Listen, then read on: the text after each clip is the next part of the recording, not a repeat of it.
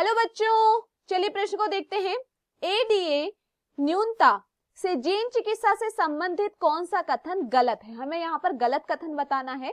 हमारे पास दिए हुए विकल्प है। विकल्प ए, रोगी के रक्त से लिम्फोसाइट निकालकर उसका संवर्धन करते हैं। विकल्प बी, इन लिम्फोसाइट में एक सक्रिय एडीए सीडीएनए प्रविष्ट कराते हैं। विकल्प सी, फिर लिम्फोसाइट को रोगी के शरीर में प्रवेश कराते हैं। विकल्प डी, रोगी को आनुवांशिक अभियांत्रिकी से प्राप्त लिम्फोसाइट को समय समय पर देने की आवश्यकता नहीं होती। प्रश्न की मुख्य अवधारणा है, मुख्य अवधारणा, इस प्रश्न की मुख्य अवधारणा है एडीए। एडीए इस प्रश्न की मुख्य अवधारणा है। एडीए का पूरा नाम है adenosine deaminase. Adenosine deaminase. Adenosine deaminase. अब देखिए यहाँ पर क्या किया जा रहा है। ये एंजाइम जो होता है एडीए क्या है? यह एक एंजाइम है जो कि प्रतिरक्षा तंत्र का काम करता है। यह क्या करता है? प्रतिरक्षा तंत्र का काम करता है। अगर प्रश्न में हमसे कहा गया है इसकी न्यूनता होगी तो क्या होगा? देखिए, अगर इसकी न्यूनता होगी तो प्रतिरक्षा तंत्र पर भी इसका क्या पड़ेगा? प्रभाव पड़ेगा। तो देखिए, जीन चिकित्सा में क्या किया जाता है? जीन चिकित्सा विधि में क्या किया जाता है? जीन चिकित्सा विधि में लसी अणु यानी लिम्फोसाइट्स, लसी अणु को क्या किया जाता है? शरीर से बाहर निकाला जाता है। लसी अणु को, जिसके भी शरीर में क्या है? एडीए की न्यूनता है, उसके शरीर से क्या किया जाता है? लिम्फोसाइट यानी लसी अणु को शरीर से बाहर निकाला जाता है। बाहर निकाले जाने के पश्चात इसका क्या किया जाता है? संवर्धन किया जाता है। लसी अणु को बाहर निकालने के पश्चात क्या किया जाता है? उसका संवर्धन किया जाता है। अब देखिए यहाँ पर होगा क्या। देखिए, हमने क्या किया? लसी अणु को बाहर निकाला और उसका संवर्धन किया। साथ ही साथ हमें एक विषाणु की भी जरूरत पड़ती है, जो है रेट्रो विषाणु। हमें किसकी जरूरत पड़ती है? रेट्रो विषाणु की जरूरत पड़ती है। रेट्रो विषाणु में हम क्या करते हैं? कुछ परिवर्तन करते हैं, उसके भीतर से क्या करते हैं? हानिकारक जीन्स को निकालते हैं और इसका प्रयोग हम यहाँ पर करते हैं। रेट्रो विषाणु क्या करता है? देखिए, रेट्रो विषाणु में हम क्या करेंगे? रेट्रो विषाणु में हम एडीए को प्रवेश कराएंगे। रेट्रो विषाणु में हम एडीए को प्रवेश कराएंगे। अब देखिए यहाँ पर क्या हुआ है? एडीए का प्रवेश हो गया है। रेट्रो विषाणु में क्या हुआ? एडीए का प्रवेश हुआ। अब ये रेट्रो विषाणु क्या करेगा?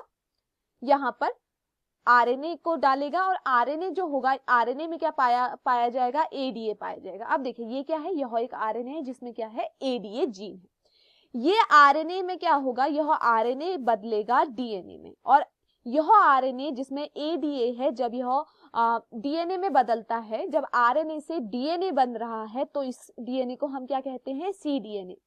जब आरएनए से डीएनए बन रहा है इस प्रक्रिया के दौरान तो हम इसे क्या कहते हैं? सीडीएनए। यह क्या करेगा? यह सीडीएनए प्रवेश करेगा कहां पर? यह जाएगा लसी अणु में, मतलब कि लिम्फोसाइट में, और यहाँ पर क्या आ जाएगा? एडीए का जीन आ जाएगा। अब यहाँ पर क्या आ गया है? एडीए का जीन आ गया है लसी अणु में या लिम्फोसाइट में। अब इस जीन को हम क्या करेंगे? इस जीन को हम, यह आ गया है एडीए इसके अंदर, एडीए का जीन इसके अंदर अब आ चुका है। अब इसके बाद क्या करेंगे? ये जो लसी अणु है इसका प्रवेश कराएंगे उस रोगी के शरीर में। जिस रोगी के शरीर से हमने ये लसी अणु निकाले थे, उस रोगी के शरीर में हम अब प्रवेश कराएंगे। ठीक है, इस लसी अणु को, लिम्फोसाइट को रोगी के शरीर में प्रवेश कराएंगे। जब हम इन लसी अणु को रोगी के शरीर में प्रवेश कराएंगे तो आपको एक बात का ध्यान रखना है, जो यहाँ पर ये जो आनुवांशिक यांत्रिकी द्वारा हम इसको लिम्फोसाइट को यहाँ पर दे रहे हैं, यह समय समय पर इसकी आवश्यकता पड़ेगी। यह एक बार के लिए नहीं होता है, समय समय पर क्या दिया जाएगा? लिम्फोसाइट को ऐसे ही रखा जाएगा। देखिए यहाँ पर हो क्या रहा है ना, संवर्धन में क्या हो रहा है? यहाँ पर हो रही है क्लोनिंग। तो यहाँ पर क्या मिल जाएगा? बहुत सारा डीएनए हमें प्राप्त हो जाएगा। बहुत सारा डीएनए जब हमें यहाँ पर प्राप्त हो जाएगा तो हम इसका कुछ भाग उस रोगी के शरीर में उस समय डालेंगे। कुछ भाग उस रोगी के शरीर में जाएगा। जब उसके बाद जब भी क्या होगा, उस रोगी के शरीर में दोबारा से लिम्फोसाइट्स की आवश्यकता होगी जिसमें क्या हो? एडीए हो, तो उसे हम दोबारा से उसमें प्रवेश करा देंगे। इसीलिए हम इसका क्या कर रहे हैं, संवर्धन इसीलिए कर रहे हैं कि यहाँ पर क्या हो जाए, हमें बहुत सारा लिम्फोसाइट जिसमें क्या हो, एडीए हो, हमें प्राप्त हो जाए। तो चलिए यहाँ पर दिए हुए कथनों को देखते हैं। प्रश्न में हमसे पूछा गया है कि यहाँ पर हमें गलत कथन बताना है कि कौन सा है। पहला है कि रोगी के रक्त में लिम्फोसाइट निकालकर उसका संवर्धन करते हैं। सबसे पहले हम यही कर रहे हैं कि उसके शरीर से लिम्फोसाइट को निकालकर लसीय अणु को निकालकर उसका संवर्धन कर रहे हैं।